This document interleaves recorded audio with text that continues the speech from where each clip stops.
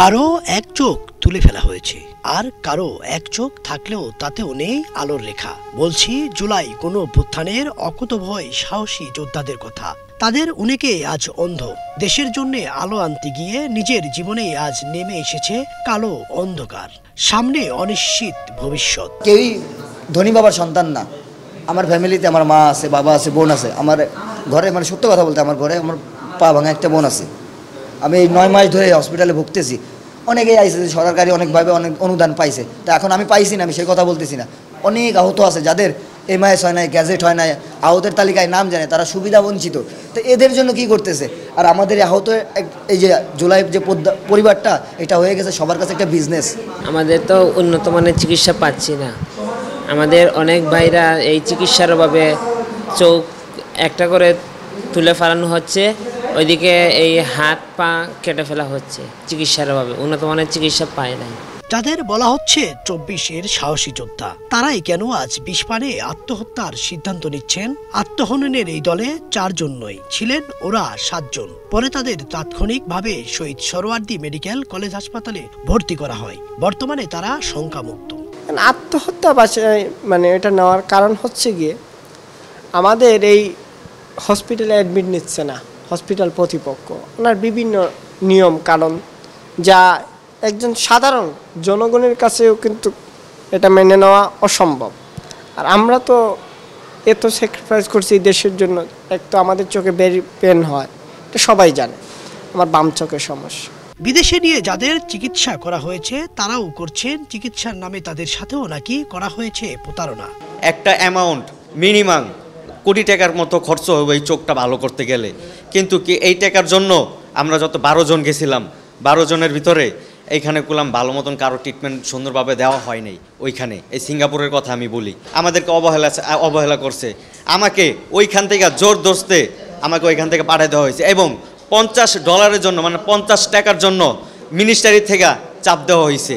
এই 50 কারণ একদিন আগে পাঠাইছে, এই পরের দিনই টাকার যে 50 টাকাটা মানে বাংলাদেশের 4000 টাকা, এই 4000 টাকার লেগে আমার অপমান অবদস্থা করা হয়েছে বাংলাদেশের ভিতরে। আমাদের চোখের অবস্থা খারাপ হয়ে যাচ্ছে, ড্রপ পাচ্ছি না। এটার অবস্থাতে কি কোনো উপস্থিতি নাই। ফোন দেওয়ার পরে বলে কি জানেন, একটা খারাপ ভাষায় একটা গালিগালাজ করে। এটা হাসনাত ভাইয়ের অথবা হাসনাত ভাইয়ের লগে যে থাকে সে। জুলাই আহতদের নিয়ে কাজ করেন নাদিয়া নামের এক যোদ্ধা। বলছিলেন নানা অনিয়মের কথা। ওরা রাত্রেও ঘুমায় না, দিনেও ঘুমায় না, কারণ চোখে ওদের এত পরিমাণ যন্ত্রণা হয়। ঘুমের ওষুধ দিলেও ওদের ঘুম আসে না। তো ওদের গুলিগুড়াও কিছু পেশেন্টদেরকে আপনারা জানেন দেশের বাইরে পাঠানো হয়েছে। তাদেরকে যেভাবে চিকিৎসা দেওয়া হয়েছে সেটা সংক্রান্ত কিছু মানুষের ভালো হলেও বাকিদের ওইভাবে ভালো হয় নাই। তারপরও আমার কথা হলো সারা বিশ্বেই কিন্তু চিকিৎসা আছে। আমাদের যদি এখানে না থাকে, বিশ্বের যেখানে ভালো হয় আমরা সেখানেই তাদেরকে পাঠাবো। কিন্তু আজকে এত বড় একটা ঘটনা ঘটে গেল। আমরা আশা করছিলাম উপর মহল থেকে অন্তত পক্ষে তারা এসে বিষয়টা আসলে শুনতে চাবেন। উপমহল বলতে আমরা চাইছিলাম স্বাস্থ্য উপদেষ্টারা হোক বা উপদেষ্টারা সবাই আমাদের কাছে আসবেন, যে আসলে ওদের প্রকৃতপক্ষে কেন ওদেরকে এখন এই স্টেপ নিতে হবে। কিন্তু যখন আমাদের চিকিৎসার দরকার হয়, যখন আমাদের মেডিসিনের দরকার হয়, তখন দেখা যায় আমরা আসলে কাউকে পাশে পাই না। সেটা আমি ব্যক্তিগতভাবেই আমি বললাম এই কারণ আমি প্রচুর দৌড়াদৌড়ি করি। আমি যখন কাউকে ফোনে বলি যে আসলে ওই মেডিসিনটা খুব দরকার, আমি ওই সময় পাই না, হেল্পটা আমরা পাই না। দীর্ঘ প্রায় 10 মাস ধরে রাজধানীর জাতীয় চক্ষু বিজ্ঞান ইনস্টিটিউটে ভর্তি রয়েছেন তারা। তাদের অভিযোগ, চিকিৎসার নামে ভোগান্তি তাদের নিত্যদিনের সঙ্গী। আহতরা বলছেন কোনো টাকা পয়সা নয়, চিকিৎসা, পুনর্বাসন ও সামাজিক স্বীকৃতি চাওয়াই ছিল তাদের অপরাধ। সবশেষে যে একটাই কথা বলতে চাই, আমাদের উন্নত ট্রিটমেন্ট লাগবে আগে। আহতদের সাথে কথা বলে জানা যায় কেন তারা বিষ পান করেছেন। আসলে আমরা এক কথায় আমরা আত্মহত্যা ইচ্ছা করে করি না, আমাদেরকে করতে বাধ্য করা হয়েছে। আপনি যদি এখন মনে করেন কেন, তা আমরা দীর্ঘদিন যাবৎ জাতীয় চক্ষু ইনস্টিটিউটে ভর্তি ছিলাম। আপনারা দেখতে পাচ্ছেন আমার এখনও চোখের সেলাই কাটা হয় নাই। আমি এই 9 মাস ধরে হসপিটালে ভুগতেছি। অনেকেই আইসে, সরকারি অনেকভাবে অনেক অনুদান পাইছে। তা এখন আমি পাইছি না, আমি সেই কথা বলতেছি না। অনেক আহত আছে যাদের MIS হয় নাই, গ্যাজেট হয় নাই, আহতের তালিকায় নাম জানে, তারা সুবিধা বঞ্চিত। তো এদের জন্য কি করতেছে? আর আমাদের আহত এই যে জুলাই যে পরিবারটা, এটা হয়ে গেছে সবার কাছে একটা বিজনেস। 10 জন নিয়ে যাইতেছে, একটা পদ নিয়ে চলে আসছে, 10 জন নিয়ে যাইতেছে, একটা অ্যামাউন্ট নিয়ে চলে আসছে, কিন্তু যে আহত 10 জন গেছে সে ওইখানেই বসে আছে।